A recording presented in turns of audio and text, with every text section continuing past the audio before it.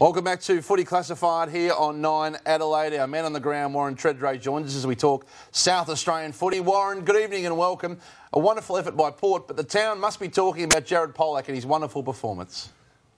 Well, they're talking about everything, Hutchie. They're excited. Won the game Adelaide Crows play this week, but Pollock has been the find, and there's a bit of a backstory to this one because he was given pick 14. Port Adelaide gave up to Brisbane for him. In return, they got pick 21, and because of the silver lining, they actually think they've got him for nothing. If you can sort of follow this a little bit, the guy they picked in the back pocket, Jarman Impey, they were going to use pick 14 to get him, but at the draft got him at pick 21 that they got back from Brisbane. So they've found two young elite kicks, great decision makers. I think can potentially be 10-year players, and just looking at the way Polak moved, the way he hit up his forwards, the way he finished that beautiful goal on the run, I think value for money. You can talk about Mumford and Sydney and all these players. This guy could be the recruit for the year, considering the amount they're paying him, which is not a huge amount. And he's had a tough school too. And Lloydie, you'd have to like leading guys in that forward line. Oh, he's been sensational, Gaz. Not just for one game. He did it right through the NAB Cup series, and I think it's another tick for Ken Hinkley. I think he said to him, get fitter, get harder. I'm not just going to give you a game, and he's playing that way at the moment. I hope you're not going off too early. I know Wazza is over there. That's understandable. We love what we saw, Wazza, but it's early days. But it is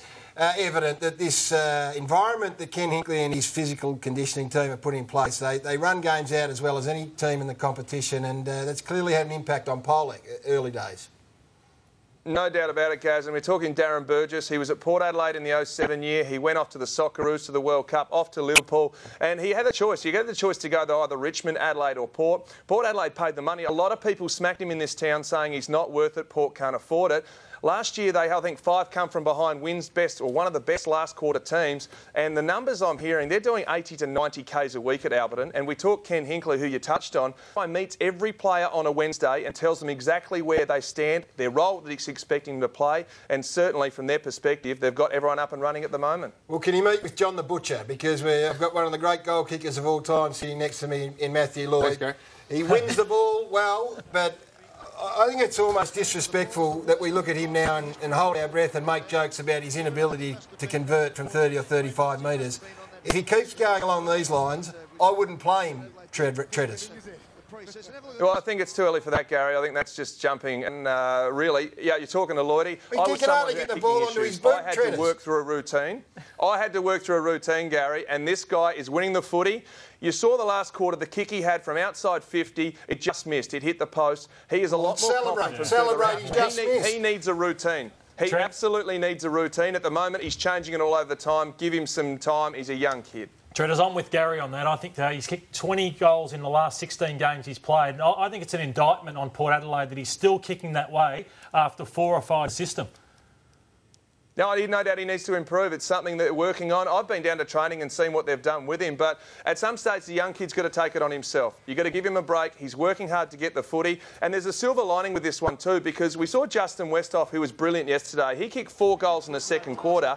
Westhoff can play the floating man in defence as we're looking at now. He can also go forward and kick goals if someone like Butcher's in the team, because he then gets the third tall. Schultz is the main man. Westhoff can then go forward and win that footy, and that's why I'll be persevering with Butcher, because if you've got 3 big blokes over 190 centimetres, Carlton couldn't go with it yesterday, and I think that's why there's some big upside. A lot of silver linings over there. There are silver linings everywhere. Silver lining playbook tonight from Warren Tredrea. The Crows hit town early. It's an unusual one, a Thursday in Geelong. Doesn't get much tougher than this, particularly given the injuries they've had in the pre-season. Yeah, Hutchie, no outside run. That's my query. Jason Porplesia today in Adelaide said he expects they've got 30 or 34 players with AFL experience who can step in and fill the breach. If you look at the names, Van Berlo, Henderson, Douglas missing. We know Tex Walker's out, and Lynch is another one too. So the one area and the hold I've got on Adelaide is they don't have much outside run. Most of those guys are outside running players, and I think when you head down to the Cattery, whilst they beat them last time at Amy Stadium, I think they'll find it really tough. I am looking forward to seeing J-Pod line up against his old team, though. Hopefully he's playing. He had a little injury issue, but what I want to ask you... he's going to play. They'll wear the black armbands, of course, because of the very tragic passing of Dean Bailey. He was the assistant coach there last year, and Caroline, I believe this was a very significant day at Adelaide Oval on the Saturday. Big names went over there and paid their respects, and Warren, I'm not sure if you were there or not, but they tell me it was a moving ceremony. Yeah, Gaz, I was there, and it was Andrew Russell, fitness coach from Hawthorn. Alistair Clarkson was there, Adelaide Football Club, Port Adelaide past premiership players and current players, Dom Cassisi and Kane Corns. There was a football fraternity everywhere, and it was a brilliant tribute. But one highlight, I must say, is to Phil Walsh, who was former West Coast assistant coach, Port Adelaide in his premiership in there, now back at Port.